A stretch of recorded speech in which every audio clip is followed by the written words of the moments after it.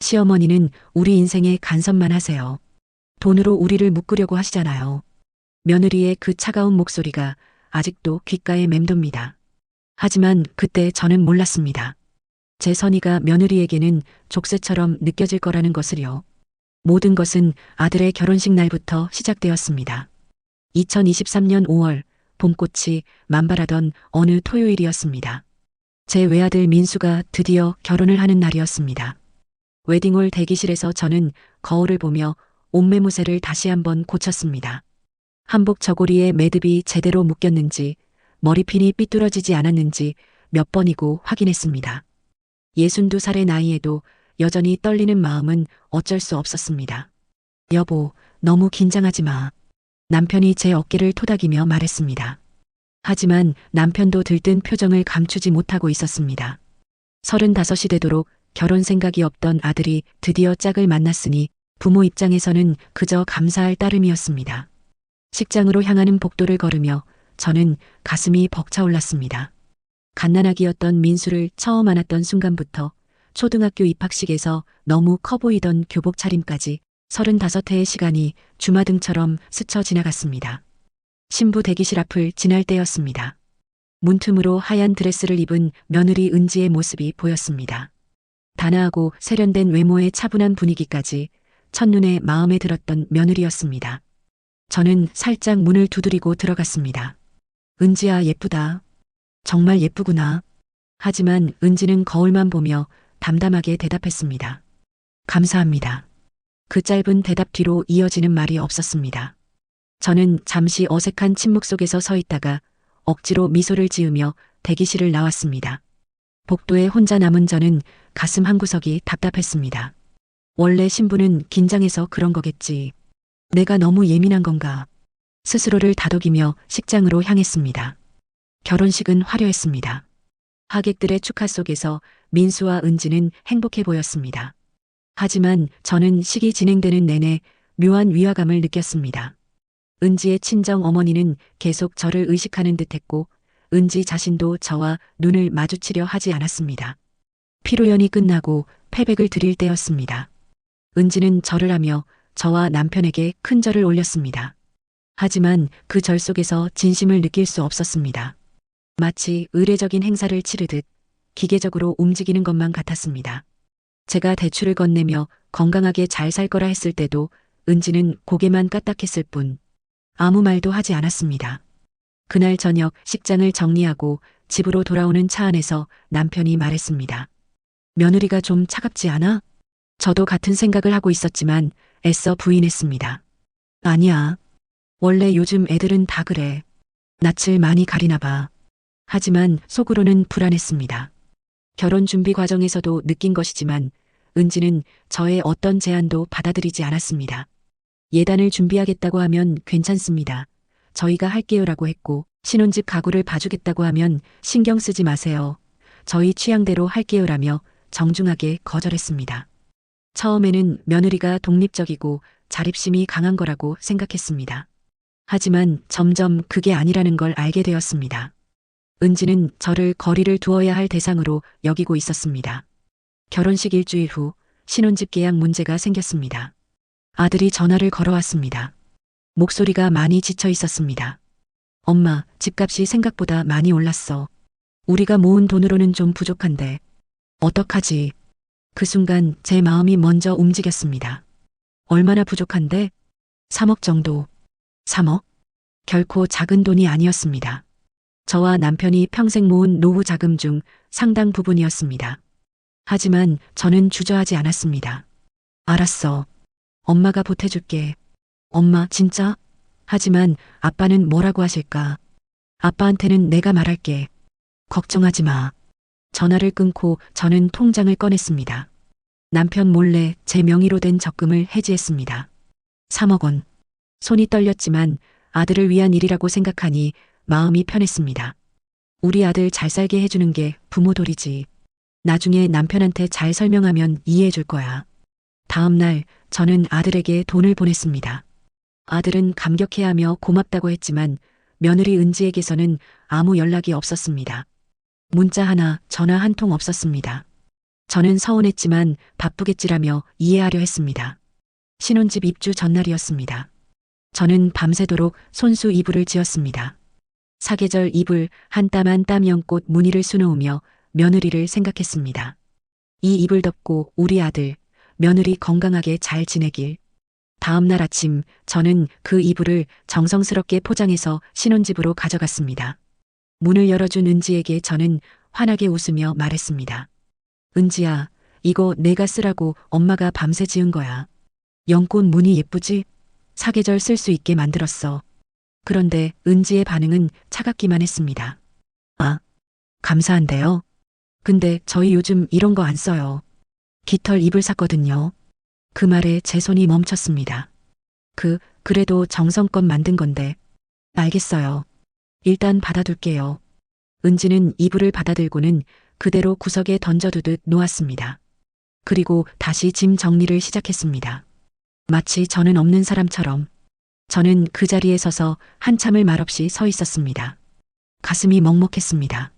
밤새 한 땀 한 땀 수놓았던 그 시간들이 며느리를 생각하며 정성껏 만들었던 그 마음이 한순간에 무너져 내리는 기분이었습니다. 집으로 돌아오는 길, 저는 버스 창밖을 멍하니 바라봤습니다. 내가 뭘 잘못한 걸까? 너무 오지랖이 넓었나? 아니면 며느리가 원래 저런 성격인 건가? 그날 밤 저는 이불 속에서 혼자 조용히 울었습니다.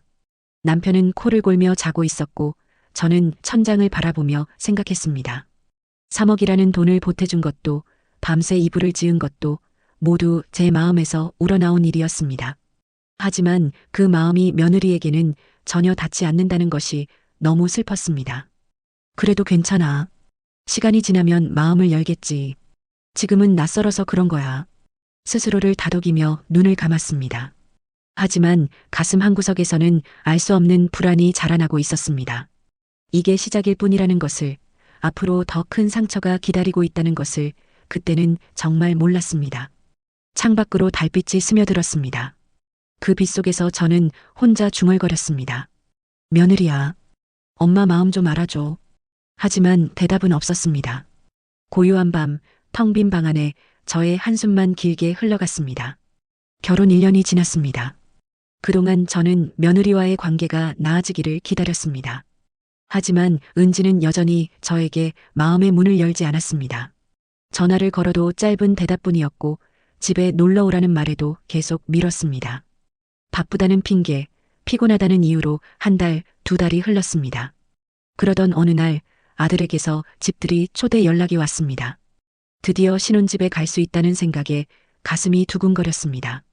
저는 며칠 전부터 무엇을 준비해 갈까 고민했습니다. 시장을 몇 바퀴나 돌며 과일을 골랐고 화분도 골랐고 생활용품도 샀습니다. 보따리가 무거워 팔이 저렸지만 기분은 좋았습니다. 집들이 당일 저는 남편과 함께 아들 집으로 향했습니다. 초인종을 누르고 문이 열렸을 때 은지의 친정 부모님이 이미 와 계셨습니다. 거실 소파에 편안하게 앉아 차를 마시고 계시더군요. 저는 현관에서 인사를 나눴지만 은지는 곧바로 친정어머니에게로 돌아갔습니다.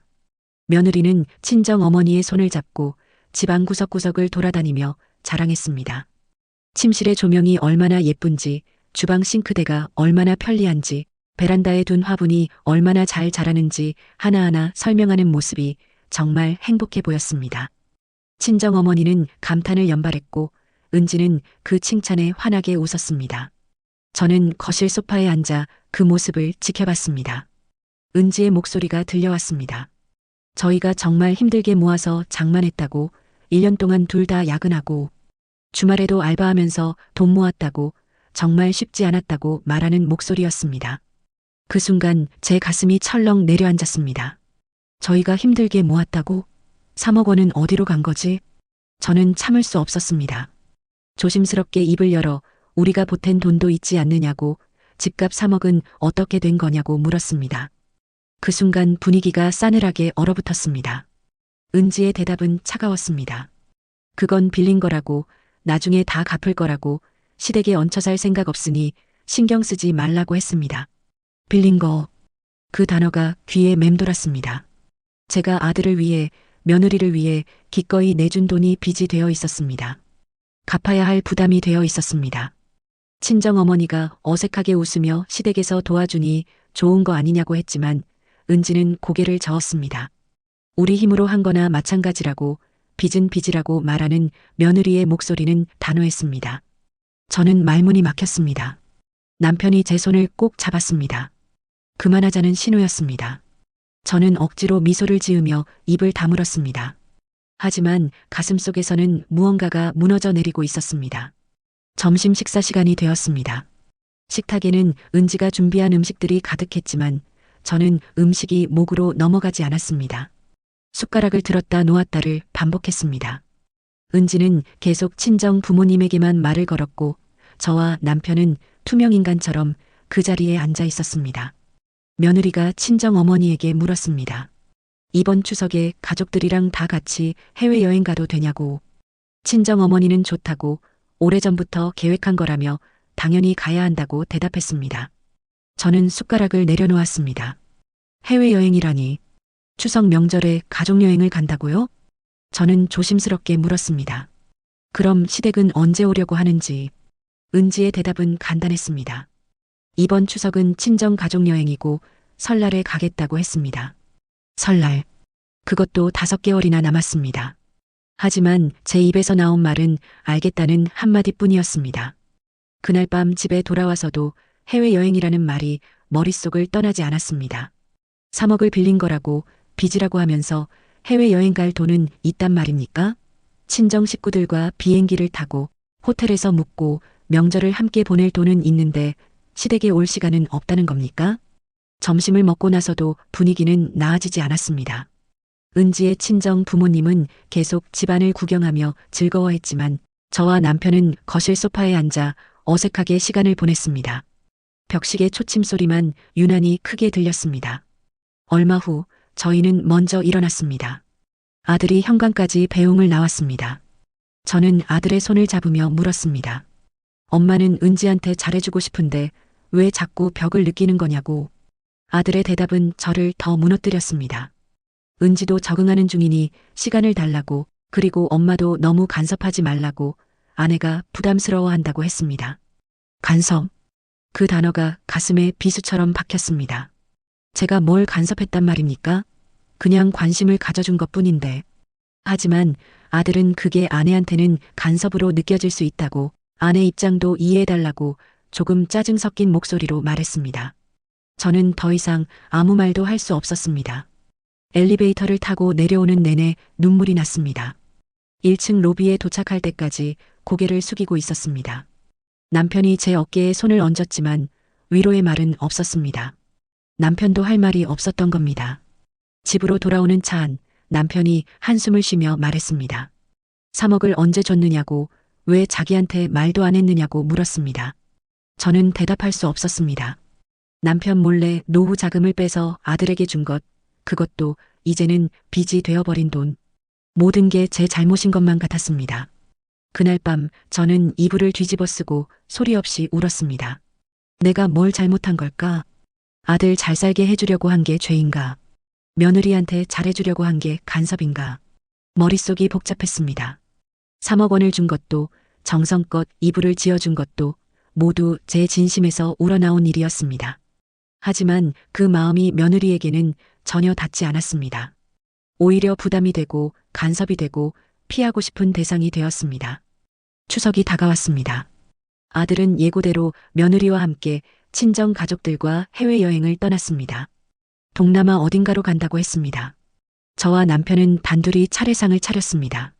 송편을 빚으며 눈물이 떨어졌고 전을 부치며 한숨이 나왔습니다. 명절 음식을 준비하는 내내 빈 식탁만 바라봤습니다. 차례를 지내는 시간, 텅 빈 방에 저와 남편만 남았습니다. 상 위에는 음식이 가득했지만 그 음식을 나눌 가족이 없었습니다. 빈 그릇, 사용하지 않은 숟가락, 아무도 앉지 않은 방석들이 제 마음을 더 쓸쓸하게 만들었습니다. 차례를 마치고 휴대폰을 들었을 때 아들에게서 사진 한 장이 왔습니다. 푸른 바다가 보이는 리조트에서 찍은 가족 사진이었습니다. 며느리와 아들, 그리고 친정 부모님이 환하게 웃고 있었습니다. 모두가 행복해 보였습니다. 명절인데도, 조상님 차례를 지내야 할 날인데도 그들은 이국 땅에서 웃고 있었습니다. 저는 사진을 보며 가슴이 무너져 내렸습니다. 3억을 빚이라고 하면서 해외여행 갈 돈은 있구나. 친정 식구들이랑 리조트에서 웃을 여유는 있으면서 시댁에 올 시간은 없는 거구나. 남편이 조용히 말했습니다. 이제 며느리 집이 아들한테는 더 편한가 보다고. 친정 가족이 진짜 가족인가 보다고. 그 말에 저는 더 이상 참을 수 없었습니다. 주방으로 가서 설거지를 하며 소리내어 울었습니다. 흐르는 물소리에 섞여 제 울음소리가 지워졌습니다. 거울에 비친 제 모습은 초라하기만 했습니다. 평생 가족을 위해 살았는데 이제는 나도 필요 없는 사람이 된 걸까? 그날 밤 저는 결심했습니다. 더 이상 며느리 눈치 보지 않겠다고. 내 감정을 솔직히 말하겠다고. 하지만 동시에 두려웠습니다. 이 결심이 가족을 더 멀어지게 만들까봐. 저는 장롱 깊숙이 넣어두었던 사계절 이불을 꺼냈습니다. 그때 며느리에게 줬다가 거절당했던 밤새 한 땀 한 땀 수놓았던 그 이불. 연꽃 무늬가 여전히 선명했습니다. 저는 이불을 펼쳐놓고 손으로 쓰다듬었습니다. 바늘땀 하나하나가 그때의 기억을 불러왔습니다. 눈물이 이불 위로 떨어졌습니다. 며느리야, 엄마 마음이 언제쯤 너한테 닿을까? 내가 준 3억 원이 빚이 아니라 사랑이었다는 걸, 내가 지어준 이불이 간섭이 아니라 정성이었다는 걸 언제쯤 알아줄까? 그 돈으로 해외여행을 가면서도 리조트에서 웃으면서도 시어머니 생각은 한 번도 안 했겠지. 하지만 대답은 없었습니다. 텅 빈 방 안에 제 한숨만 길게 흘러갔습니다. 휴대폰 속 여행 사진을 다시 한번 들여다봤습니다. 푸른 바다, 환한 미소, 행복한 가족. 그 속에 저는 없었습니다. 창밖에는 보름달이 떠 있었지만 그 빛마저 차갑게만 느껴졌습니다. 추석이 지나고 한 달이 흘렀습니다. 그동안 저는 점점 더 수척해졌습니다. 식사를 해도 음식이 넘어가지 않았고 밤마다 잠을 이루지 못했습니다. 거울을 볼 때마다 낯선 사람이 보였습니다. 눈가에 깊어진 주름, 핏기 없는 얼굴, 힘없이 처진 어깨. 이게 정말 나인가 싶었습니다. 어느 토요일 오후 딸 미영이 오랜만에 친정을 찾아왔습니다. 현관문을 열고 들어선 미영은 제 얼굴을 보자마자 표정이 굳었습니다. 미영이 제 손을 잡으며 물었습니다. 엄마 얼굴이 왜 그렇게 됐냐고, 무슨 일 있냐고 걱정스러운 목소리로 물었습니다. 저는 아무렇지 않은 척했습니다. 그냥 요즘 잠을 못 잤다고, 나이가 들어서 그렇다고 둘러댔습니다. 하지만 미영은 제 눈을 똑바로 쳐다보며 말했습니다. 엄마가 거짓말하는 거 다 안다고 무슨 일인지 말해달라고 했습니다. 그 순간 참았던 것들이 터져나왔습니다. 저는 미영 앞에서 처음으로 속마음을 털어놓았습니다. 오빠의 결혼 자금으로 3억을 보탰다는 것, 그런데 올케가 그걸 빚이라고 했다는 것, 추석에는 친정 가족들과 해외여행을 갔다는 것, 명절 내내 혼자서 차례상을 차렸다는 것. 모든 이야기를 쏟아냈습니다. 미영의 얼굴이 점점 붉어졌습니다. 미영은 주먹을 쥐고 떨었습니다. 분노가 가득한 목소리로 말했습니다. 오빠랑 올케한테 제대로 말해야 한다고, 이렇게 당하고만 있으면 안 된다고, 지금 당장 전화하겠다고 했습니다.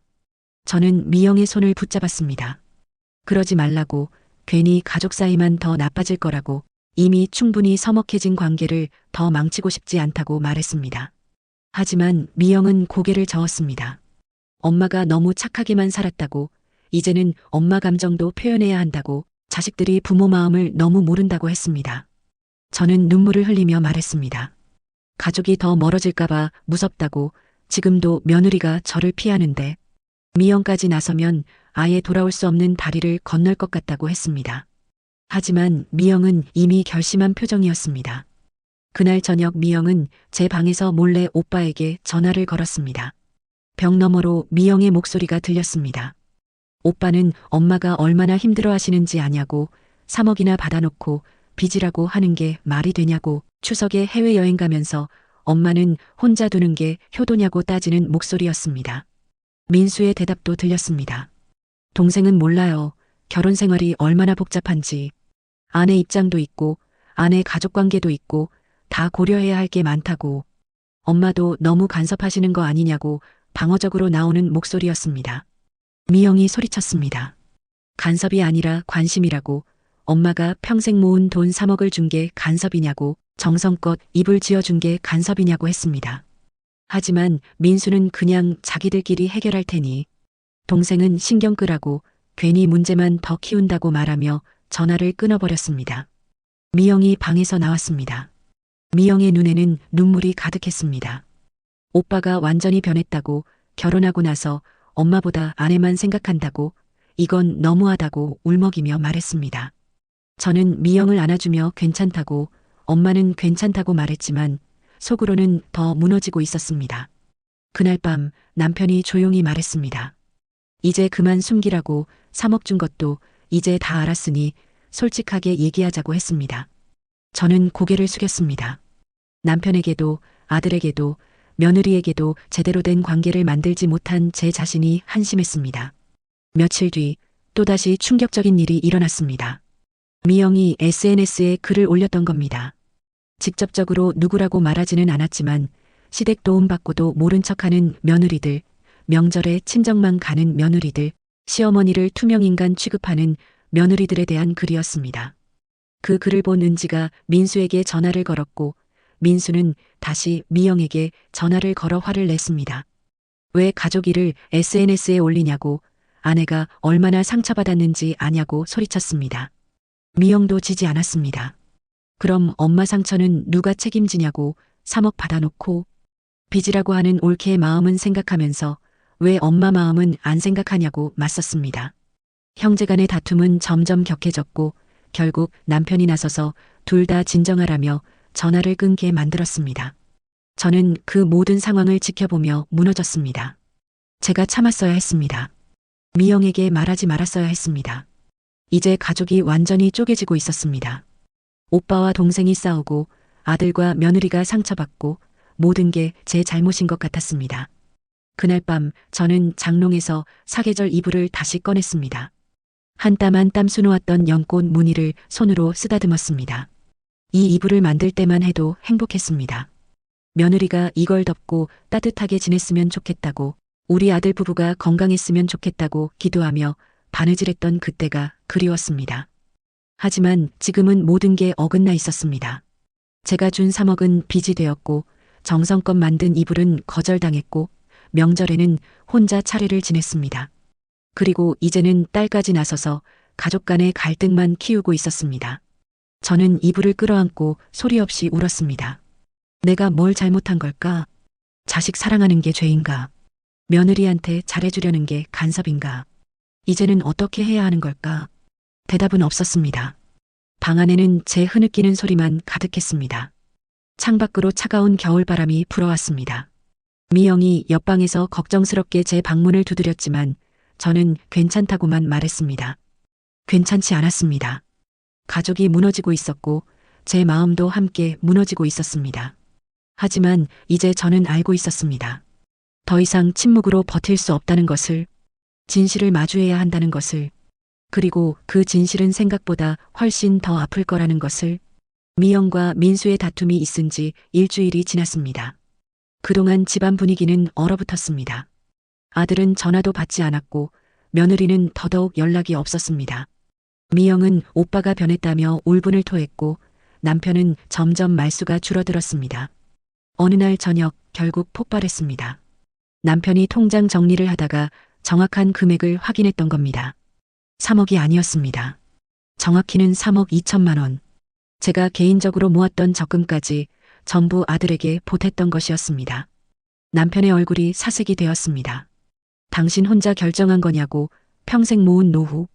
자금을 왜 마음대로 썼냐고, 나한테는 왜 한마디도 없었냐고 목소리를 높였습니다. 저는 고개를 숙일 수밖에 없었습니다. 변명의 여지가 없었습니다. 남편은 주저앉았습니다. 이제 남은 돈으로 얼마나 버틸 수 있겠냐고, 병원비라도 크게 나가면 어떻게 하냐고, 연금만으로는 턱없이 부족한데 왜 혼자 결정했냐고 되물었습니다. 저는 대답할 수 없었습니다. 그저 아들이 간절히 부탁해서 며느리와 잘 살기를 바라는 마음에서 그랬다고밖에 말할 수 없었습니다. 남편의 눈에 눈물이 맺혔습니다. 평생 당신만 믿고 살았다고, 노후는 우리 둘이 함께 준비해야 하는 건데 혼자 다 결정해버렸다고 배신감이 든다고 했습니다. 그 말에 제 가슴이 무너져 내렸습니다. 남편에게 거짓말했던 것, 몰래 돈을 뺐던 것, 모든 게 제 잘못이었습니다. 그날 밤 남편은 처음으로 따로 잤습니다. 안방에 혼자 남은 저는 천장을 바라보며 눈물만 흘렸습니다. 결혼 35년 만에 처음으로 남편과 떨어져 자는 밤이었습니다. 옆자리가 너무나 텅 비어 있었고 그 빈자리가 제 마음속 공허함과 똑같았습니다.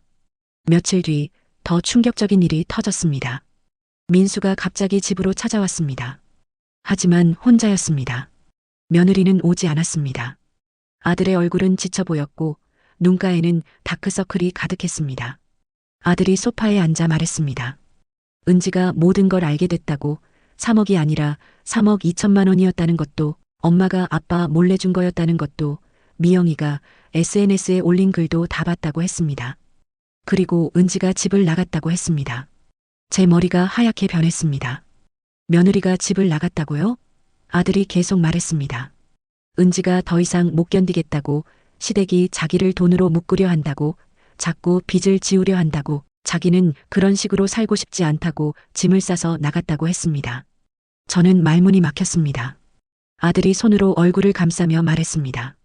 은지가 왜 그렇게 거부감을 느꼈는지 이제야 알게 됐다고.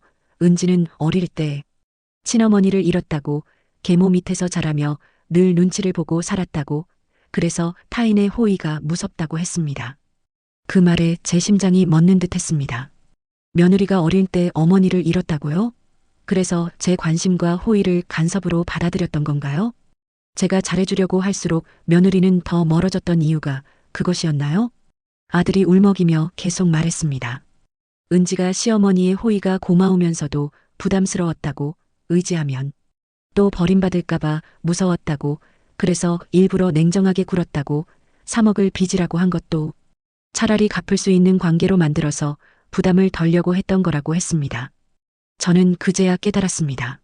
며느리의 차가움 뒤에 숨겨진 상처를, 제 선의가 며느리에게는 또 다른 상처로 다가왔다는 것을, 어린 시절 잃어버린 모성애에 대한 갈증과 두려움이 며느리를 그렇게 만들었던 것을.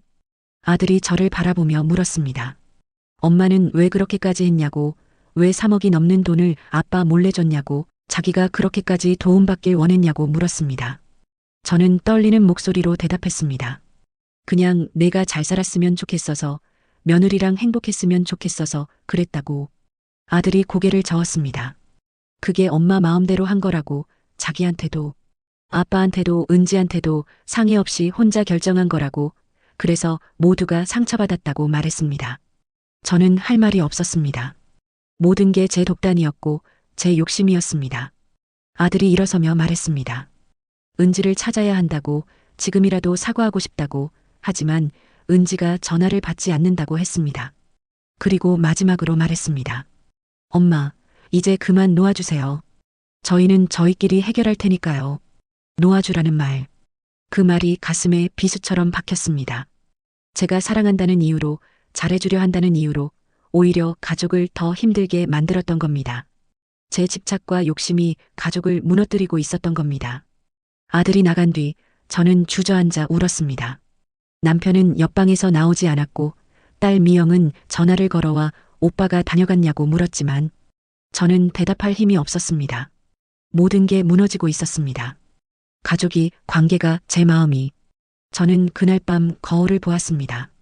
거기에는 늙고 지친 여자가 있었습니다. 사랑한다는 이유로 가족을 올감했던, 선이라는 이름으로 상처를 준, 모성애라는 핑계로 독단을 부렸던 한 사람이 있었습니다.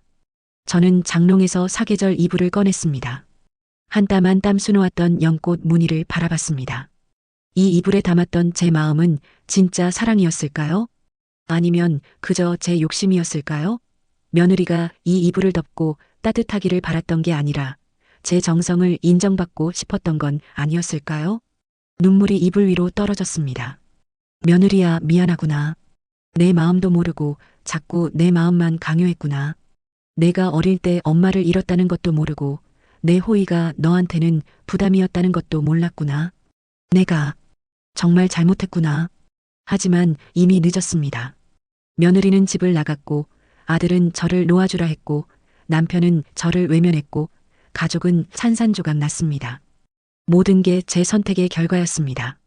창밖에는 차가운 겨울비가 내리고 있었습니다. 그 빗소리가 마치 무너지는 가족의 소리 같았습니다. 며느리가 집을 나간 지 2주가 지났습니다. 그동안 아들은 매일 밤 전화를 걸었지만 며느리는 받지 않았습니다. 문자도 읽지 않았고 친정에도 가지 않았습니다. 완전히 사라진 겁니다. 아들은 점점 수척해졌고 저는 그 모습을 보며 가슴이 찢어졌습니다. 남편은 여전히 저와 말을 섞지 않았습니다. 아침에 일어나도 인사가 없었고 식사도 따로 했고 밤에는 작은 방에서 잤습니다. 35년 부부 생활에서 이런 적은 처음이었습니다.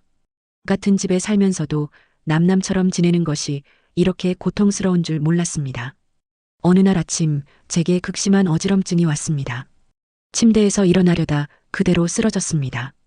눈앞이 캄캄했고 귀에서는 이명이 들렸습니다. 남편이 소리를 듣고 달려왔고 급히 저를 병원으로 데려갔습니다. 의사는 심한 스트레스성 저혈압과 영양실조라고 했습니다. 제대로 먹지도 자지도 못한 결과였습니다. 링거를 맞으며 병실 천장을 바라봤습니다. 하얀 천장이 제 공허한 마음 같았습니다. 옆에서 남편이 무표정하게 앉아 있었지만 제 손은 잡아주지 않았습니다.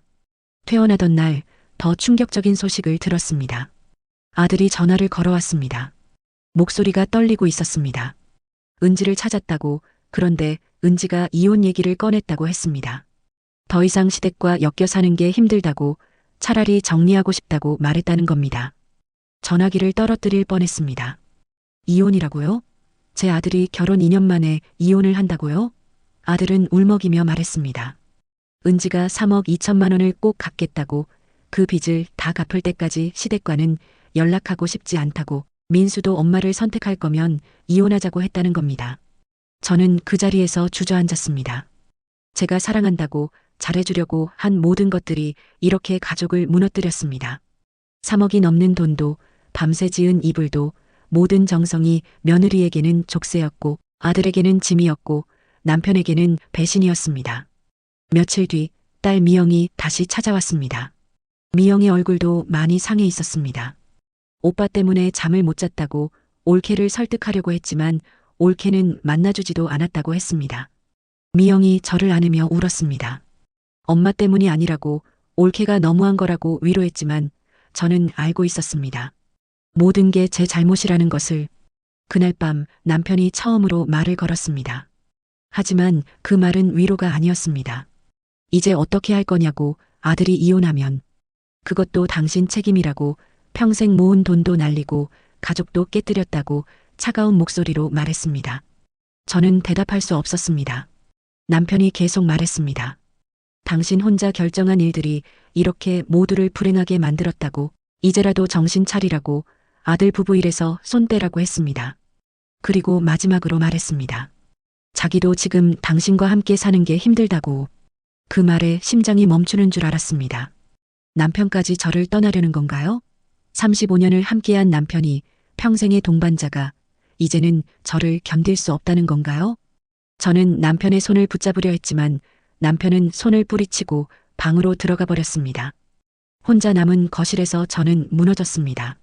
며느리는 이혼을 원하고, 아들은 무너져가고, 딸은 오빠 때문에 고통받고, 남편은 저를 떠나려 하고, 가족이 완전히 산산조각 나고 있었습니다. 그리고 그 중심에 제가 있었습니다. 새벽 3시, 잠을 이룰 수 없어 부엌으로 갔습니다.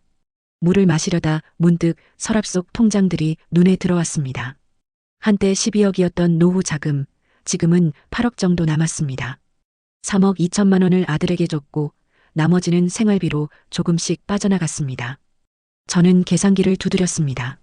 남편과 제 연금을 합치면 월 250만 원, 생활비는 기본 300만 원, 매달 50만 원씩 적자입니다.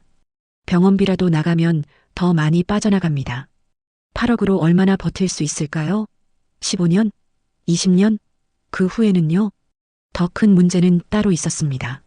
며느리가 3억 2천만 원을 갚겠다고 했습니다. 하지만 그건 저희가 받을 수 없는 돈입니다.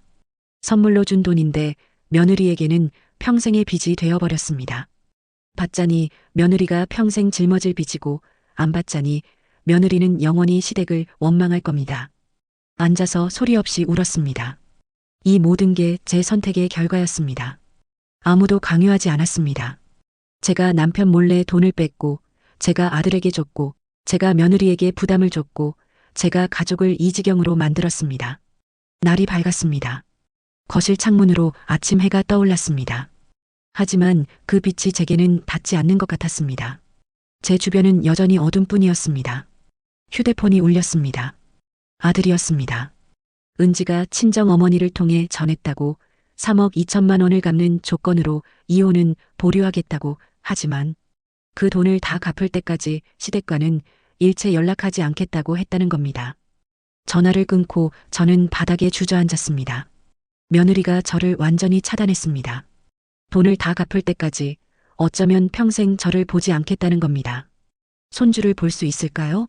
명절에 가족이 모일 수 있을까요? 제 생전에 며느리와 화해할 수 있을까요? 모든 게 불확실했습니다. 저는 장롱으로 가서 사계절 이불을 꺼냈습니다. 한 땀 한 땀 수놓았던 연꽃 무늬가 눈물에 흐려졌습니다. 이 이불을 만들 때는 행복했습니다. 며느리를 생각하며, 우리 가족을 생각하며 바느질했던 그때가 그리웠습니다. 하지만 이제 그 시간은 돌아오지 않을 겁니다. 이불을 끌어안고 바닥에 누웠습니다. 온몸에 힘이 하나도 없었습니다. 살아야 할 이유도, 일어서야 할 힘도 느껴지지 않았습니다. 그저 이대로 사라지고 싶었습니다. 차라리 내가 없었다면 이 모든 일이 일어나지 않았을 텐데. 그때 현관문이 열렸습니다. 누군가 들어오는 소리가 들렸습니다. 하지만 저는 고개조차 들 힘이 없었습니다. 그저 이불을 끌어안은 채 바닥에 누워 있었습니다. 이것이 끝인가요? 62년을 살아온 제 인생이 이렇게 무너지는 건가요? 대답은 없었습니다. 다만 차가운 바닥의 냉기만이 제 온몸을 감쌌습니다. 현관문이 열리는 소리에도 저는 움직일 수 없었습니다. 바닥에 누운 채 이불을 끌어안고 있던 제게 누군가 다가왔습니다. 발소리가 점점 가까워지더니 멈췄습니다. 그리고 다급한 목소리가 들렸습니다. 아들 민수였습니다. 민수가 제 어깨를 흔들며 소리쳤습니다. 엄마라고, 정신 차리라고, 왜 이러고 있냐고 다급하게 물었습니다. 하지만 저는 대답할 힘이 없었습니다. 그저 눈을 감고 있을 뿐이었습니다. 민수가 119에 전화를 걸었고 남편도 방에서 뛰어나왔습니다. 구급차가 왔고 저는 다시 병원 침대에 누워 있었습니다. 의사는 극심한 스트레스와 탈진이라고 했습니다. 며칠만 늦었어도 위험했을 거라고 했습니다. 링거를 맞으며 천장을 바라봤습니다. 살아있다는 게 감사한지 슬픈 건지 알 수 없었습니다. 그때 병실 문이 열렸습니다. 민수가 황급히 들어왔습니다. 얼굴이 창백했고 목소리가 떨렸습니다. 은지가 쓰러졌다고, 같은 병원 산부인과에 입원했다고, 유산위기라고 했습니다. 저는 벌떡 일어나려 했지만 몸에 힘이 없었습니다. 민수가 제 손을 잡으며 울먹였습니다. 엄마 도와달라고, 은지가 너무 위험하다고, 자기는 어떻게 해야 할지 모르겠다고 했습니다. 그 순간 제 안에 무언가가 깨어났습니다. 며느리가 제 손주가 위험하다는데 이렇게 누워만 있을 수는 없었습니다. 저는 링거를 뽑으려 했습니다. 간호사가 말렸지만 저는 듣지 않았습니다. 민수가 휠체어를 가져왔고 저는 휠체어에 앉아 산부인과로 향했습니다. 복도를 지나는 내내 가슴이 두근거렸습니다. 며느리를 볼 수 있을까? 저를 거부하지 않을까? 병실 문을 열었습니다. 침대에 누운 은지가 보였습니다. 창백한 얼굴, 감긴 눈, 링거에 연결된 가느다란 팔. 그 모습을 보는 순간 제 가슴이 무너졌습니다. 저는 휠체어를 밀고 침대 옆으로 갔습니다. 은지가 눈을 떴습니다. 저를 보자 은지의 눈에 눈물이 고였습니다. 입술이 떨렸고 작은 목소리가 새어나왔습니다. 시어머니라고, 무섭다고, 아기를 잃을까봐 너무 무섭다고 말했습니다. 저는 은지의 손을 꼭 잡았습니다. 차갑고 떨리는 손이었습니다. 저는 은지의 손을 두 손으로 감싸며 말했습니다. 괜찮다고, 엄마가 여기 있다고, 아무 일 없을 거라고 했습니다. 그 순간 은지가 제 손을 꼭 쥐었습니다. 그날 밤 저는 은지 곁을 지켰습니다. 민수는 집에 가서 필요한 물건을 가져오겠다고 했고 저는 혼자 은지 곁에 남았습니다. 깊은 밤 은지가 조심스럽게 입을 열었습니다. 시어머니라고 부르며 부탁이 있다고 했습니다. 은지가 말했습니다. 집에 가면 장롱 위에 상자가 하나 있다고, 그 안에 이불이 들어있다고, 그걸 가져와 달라고 했습니다. 저는 순간 숨이 멎었습니다. 이불이라고요? 설마 그 사계절 이불을 말하는 건가요? 은지가 고백했습니다. 그 이불을 버리지 못했다고, 처음 받았을 때는 부담스러워서 구석에 던져뒀지만 어느 날 펼쳐봤더니 너무 따뜻했다고 했습니다. 한 땀 한 땀 수놓아진 연꽃 무늬를 보며 시어머니의 정성을 느꼈다고, 하지만 그게 더 무서웠다고 했습니다. 저는 은지의 말을 들으며 눈물이 났습니다. 은지가 계속 말했습니다. 어릴 때 엄마를 잃었다고, 그 후로 누군가에게 의지하는 게 무서웠다고, 시어머니가 잘해주실수록 나중에 버림받을까봐 두려웠다고 했습니다. 그래서 일부러 차갑게 대했다고, 3억을 빚이라고 한 것도 차라리 갚을 수 있는 관계로 만들어서 부담을 덜려 했던 거라고 했습니다. 그제야 모든 게 이해되었습니다. 며느리의 냉정함은 방어였고, 거부는 두려움이었고, 빚이라는 말은 자기 보호였습니다. 어린 시절 잃어버린 어머니, 그 상실의 아픔이 며느리를 그렇게 만들었던 겁니다. 저는 은지를 안아주고 싶었지만 참았습니다. 대신 은지의 손을 더 꼭 잡으며 말했습니다. 미안하다고, 엄마가 내 마음을 몰랐다고, 내가 무서워할 줄 몰랐다고 했습니다. 그리고 말했습니다. 이제는 괜찮다고, 엄마가 너를 이해한다고, 천천히 가면 된다고 했습니다. 은지가 처음으로 제 눈을 똑바로 바라봤습니다. 그 눈에는 눈물이 가득했지만 동시에 안도감도 보였습니다. 은지가 작게 말했습니다. 고맙다고, 그리고 미안하다고. 다음 날 아침 민수가 이불을 가져왔습니다. 상자를 열자 그 사계절 이불이 나왔습니다. 제가 밤새 지었던 한 땀 한 땀 연꽃을 수놓았던 그 이불, 은지가 정성스럽게 보관하고 있었습니다. 구겨지지 않게 먼지 하나 없이 소중하게 간직하고 있었습니다. 저는 이불을 꺼내 은지에게 덮어주었습니다. 은지가 이불을 만지며 말했습니다. 이 이불을 덮으면 마음이 따뜻해진다고, 시어머니의 체온이 느껴진다고, 그래서 버릴 수 없었다고 했습니다. 저는 그 말을 들으며 눈물을 흘렸습니다. 제 사랑이 며느리에게 닿았습니다. 거절당했다고 생각했던 그 이불이 사실은 며느리의 마음속에 소중하게 자리 잡고 있었습니다. 다만 며느리는 그걸 표현할 방법을 몰랐던 것뿐이었습니다. 며칠 후 은지의 상태가 안정되었습니다. 의사는 아기도 괜찮다고, 잘 견뎌냈다고 했습니다. 그 소식을 듣고 민수가 울었고, 저도 울었고, 은지도 울었습니다. 세 사람이 병실에서 손을 맞잡고 눈물을 흘렸습니다. 그날 밤 은지가 제게 말했습니다. 앞으로 잘하겠다고, 시어머니를 피하지 않겠다고, 천천히 가족이 되어보겠다고 했습니다. 저는 고개를 끄덕이며 대답했습니다. 천천히 가자고, 서두르지 말자고, 서로 이해하며 가자고 했습니다. 퇴원하는 날 은지가 그 이불을 꼭 안고 나왔습니다. 집으로 가는 차 안에서 은지가 말했습니다. 이 이불 아래서 아기를 낳고 싶다고, 시어머니의 사랑 속에서 아기를 키우고 싶다고 했습니다. 저는 참았던 눈물이 터졌습니다. 드디어 제 마음이 닿았습니다. 시간이 걸렸고 고통이 있었고 오해가 있었지만 결국 제 사랑이 며느리의 마음에 닿았습니다. 완벽하지 않아도 괜찮았습니다. 서먹해도 괜찮았습니다. 조금씩 천천히 함께 가면 되는 겁니다. 그날 저녁 온 가족이 모였습니다. 남편도 딸 미영도 민수도 은지도 한자리에 모였습니다. 오랜만에 함께한 저녁 식탁이었습니다. 분위기는 여전히 조심스러웠지만 예전처럼 얼어붙지는 않았습니다. 저는 가족들을 바라보며 생각했습니다. 이제 시작이구나. 진짜 가족이 되는 건 지금부터구나. 완벽한 화해는 아니었습니다. 하지만 이것으로 충분했습니다. 그로부터 6개월이 흘렀습니다. 은지는 무사히 출산했고 저는 손주를 안았습니다. 작고 따뜻한 생명을 품에 안았을 때 그동안의 모든 고통이 눈 녹듯 사라지는 것 같았습니다.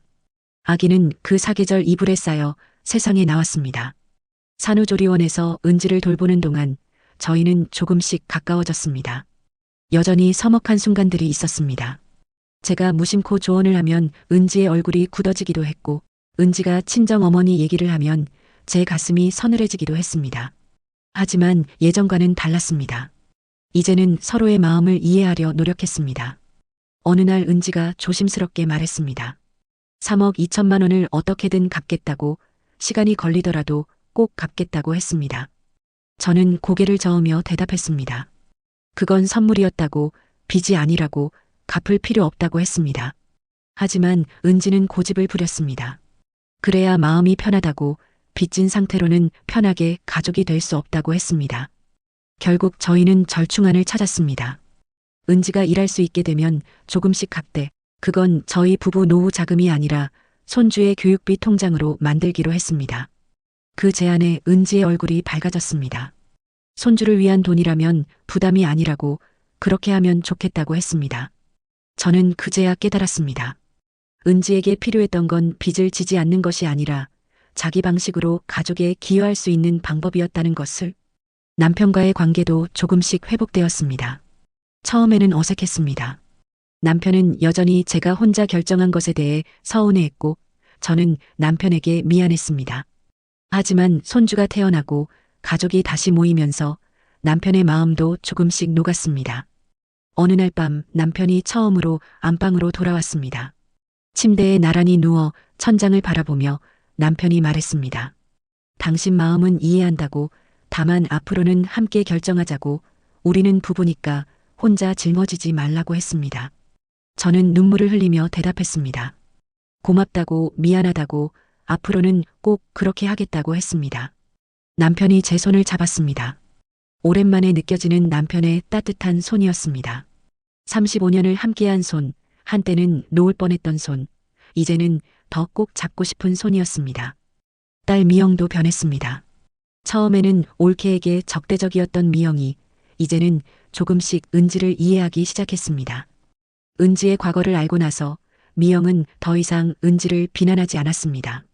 대신 조카를 위해 선물을 사오고 은지에게 육아 정보를 보내주기도 했습니다. 어느 주말 온 가족이 모였습니다. 저희 집 거실에 온 가족이 둘러앉았습니다. 남편과 저, 민수와 은지, 미영까지. 그리고 한가운데 요람에는 손주가 잠들어 있었습니다. 그 위에는 사계절 이불이 덮여 있었습니다. 은지가 말했습니다. 이 이불이 너무 좋아서 아기 방용으로 하나 더 만들고 싶다고, 시어머니께 배우고 싶다고 했습니다. 저는 깜짝 놀랐습니다. 며느리가 제게 무언가를 배우고 싶다니, 함께 만들고 싶다니. 저는 흔쾌히 그러자고 대답했습니다. 다음 주부터 저희는 함께 이불을 만들기 시작했습니다. 은지의 집 거실에서 천을 펼쳐놓고 바느질을 가르쳐 주었습니다. 서툰 손놀림으로 바늘을 쥔 은지의 모습이 귀여웠습니다. 함께 바느질을 하며 저희는 이야기를 나눴습니다. 은지가 어린 적 어머니에 대해 말했고, 저는 제 시집살이 이야기를 했습니다.